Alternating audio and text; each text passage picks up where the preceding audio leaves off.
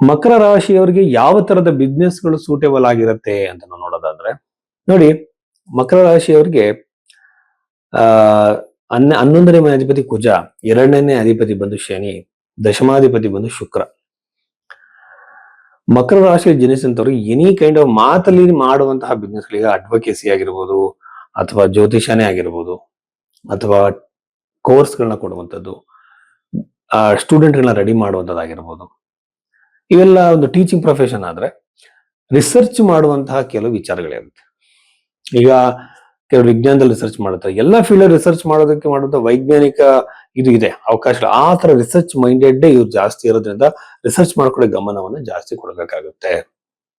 ಆ ತರ ಬಿಸ್ನೆಸ್ಗಳಿದ್ರೆ ಇನ್ವೆಸ್ಟ್ಮೆಂಟ್ಗಳನ್ನ ನೀವು ಮಾಡ್ಬೋದು. ದಶಮ ಭಾವಾಧಿಪತಿ ಶುಕ್ರನಾಗಿರೋದ್ರಿಂದ ಹೋಟೆಲ್ ಬಿಸ್ನೆಸ್ ಮಾಡೋಕೆ ಒಂದು 50% ಅವಕಾಶಗಳು ಸಿಗುತ್ತೆ, ಇವರಿಗೆ ಸಕ್ಸಸ್ ಸಿಗತ್ತೆ. ಚತುರ್ಥಾಧಿಪತಿ ಕೂಡ ಶುಕ್ರನಾಗಿರೋದ್ರಿಂದ ಖಂಡಿತವಾಗ್ಲೂ ಕೂಡ ಇವರು ಟೀಚಿಂಗ್ ಪ್ರೊಫೆಷನ್ಸ್, ಹಾಗೆ ಟೀಚಿಂಗ್ ಇನ್ಸ್ಟಿಟ್ಯೂಟ್ಗಳು, ಶಾಲೆಗಳನ್ನ ಕಟ್ಟುವಂಥದ್ದು, ಶಾಲೆಗಳನ್ನ ನಡೆಸುವಂಥದ್ದು. ದಶಮಾಧಿಪತಿ ಶುಕ್ರನಾಗಿರೋದ್ರಿಂದ ಬ್ಯೂಟಿಷಿಯನ್ ಕೋರ್ಸ್ಗಳನ್ನ ಮಾಡುವಂಥದ್ದು, ಹಾಗೇನೆ ಮೇಕಪ್ ಆರ್ಟಿಸ್ಟ್ ಬಿಸ್ನೆಸ್ ಗಳನ್ನ ಮಾಡಿ ಅಲ್ಲಿ ಕೋರ್ಸ್ಗಳನ್ನ ಮಾಡುವಂಥದ್ದು. ಈ ತರದ ವಿಚಾರಗಳು ಹೆಣ್ಣು ಮಕ್ಕಳಿಗೆ ಸಂಬಂಧಪಟ್ಟಂತ ಸೌಂದರ್ಯ ವರ್ಧಕಗಳು ವಸ್ತುಗಳನ್ನ ಮಾರಾಟ ಮಾಡುವಂಥದ್ದು, ಸಣ್ಣ ಪ್ರಮಾಣ ಆಗಲಿ ದೊಡ್ಡ ಪ್ರಮಾಣ ಆಗಿರ್ಲಿ, ಇವೆಲ್ಲ ಕೂಡ ಇವರಿಗೆ ಅನುಕೂಲಗಳನ್ನು ಮಾಡಿಕೊಡುತ್ತೆ.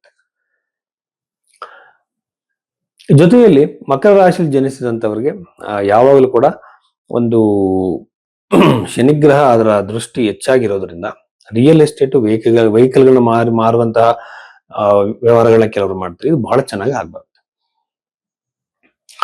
ಇನ್ನು ನಾವು ಇವ್ರು ಯಾವ ತರ ಎಜುಕೇಶನ್ ಮಾಡಬಹುದು ಮತ್ತೆ ಯಾವ ತರ ಜಾಬ್ ನ ಇವ್ರು ಚೂಸ್ ಮಾಡಿದ್ರೆ ಸಕ್ಸಸ್ಫುಲ್ ಆಗ್ತಾರೆ ಅಂತ ನಾವು ವೈಯಕ್ತಿಕ ಜಾತಕವನ್ನೇ ನೋಡ್ಬೇಕು. ಮಕರ ರಾಶಿಯವರಿಗೆ ಯಾವ್ದು ಸೂಟೇಬಲ್ ಆಗುತ್ತೆ ತಿಳ್ಕೊಬೇಕು ಅಂದ್ರೆ ಫಸ್ಟ್ ನೀವು ಕನ್ಫರ್ಮ್ ಮಾಡ್ಕೋಬೇಕಾದ್ರೆ ನಿಮ್ಮ ದಶಾ ಪೀರಿಯಡ್ ಯಾವುದು, ಅನ್ಫೇವರೇಬಲ್ ದಶೆ ಇರಬಾರದು, ಕೆಟ್ಟ ದಶೆ ನಡೀತಿರಬಾರದು. ಎರಡನೇದು ಬಂದು ನಿಮ್ಮ ಜಾತಕದಲ್ಲಿ ಬಿಸ್ನೆಸ್ ಮಾಡೋ ಯೋಗ ಇದೆಯಾ ಫಸ್ಟ್ ನೋಡ್ಕೋಬೇಕು.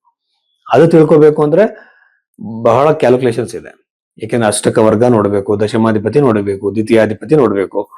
ಈಗ ನಾನು ಕೆಲವರಿಗೆ ದ್ವಿತೀಯಾಧಿಪತಿ 12ನೇ ಮೇಲೆ ಇದ್ದಾಗ ಯೂಶುವಲ್ ಆಗಿ ಬಿಸ್ನೆಸ್ಗೆ ನಾನು ಅವ್ರಿಗೆ ಸಜೆಸ್ಟ್ ಮಾಡಲ್ಲ. ಯಾಕೆಂತಂದ್ರೆ ಲಾಸ್ ಆಗುತ್ತೆ.